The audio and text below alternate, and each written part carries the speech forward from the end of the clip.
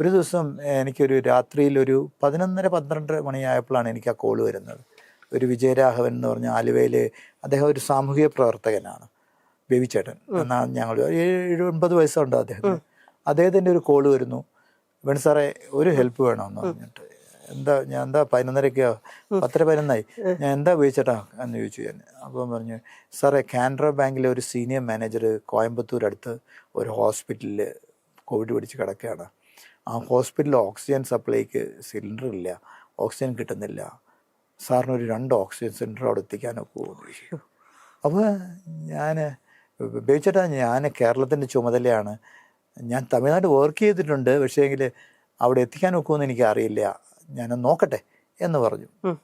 അപ്പോൾ എൻ്റെ മനസ്സിൽ ആദ്യം വന്ന്, ഞാൻ അവിടെ ഒരു പ്ലാന്റിന് ലൈസൻസ് കൊടുത്തിട്ടുണ്ട്, എൻ്റെ ഔദ്യോഗിക ജീവിതം ചെന്നൈയിലായിരുന്നു. അപ്പോൾ അയാളുടെ നമ്പർ ഞാൻ പതുക്കെ തപ്പിയപ്പോൾ കിട്ടി. അപ്പോൾ ഞാൻ അദ്ദേഹത്തെ വിളിക്കുകയാണ്. രാത്രി 11 ഒറ്റ ബില്ലിന് അങ്ങനെ ഫോൺ എടുത്തു. Because he has saved my his first licence was given. So അദ്ദേഹം പറഞ്ഞു, വേണം സാറേ എന്താ വിളിക്കുന്നത്? സോ ഞാൻ പറഞ്ഞു, ഇതാണ് കാര്യം. അതിനെന്താ സാർ, ഞാൻ സാറാണ് എൻ്റെ ഫസ്റ്റ് ലൈസൻസ്, ഇന്ന് എനിക്ക് 7 പ്ലാന്റ് ഉണ്ട്. ഞാൻ പറഞ്ഞു, I remember it's will you please supply some cylinders എന്ന് ചോദിച്ചു.